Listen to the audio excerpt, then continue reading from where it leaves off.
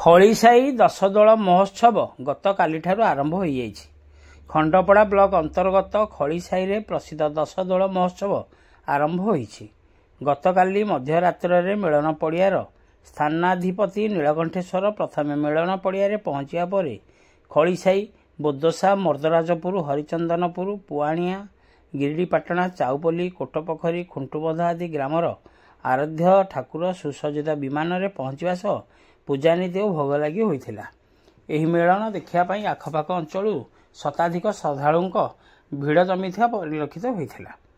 ଏଥିସହିତ ଆଜିଠାରୁ 28 ତାରିଖ ପର୍ଯ୍ୟନ୍ତ ମହୋତ୍ସବ ନିମନ୍ତେ ପ୍ରତ୍ୟେକ ଦିନ ସନ୍ଧ୍ୟାରେ ବିଭିନ୍ନ ସାଂସ୍କୃତିକ କାର୍ଯ୍ୟକ୍ରମର ଆୟୋଜନ କରାଯାଇଥିବା ନେଇ ସୂଚନା ରହିଛି।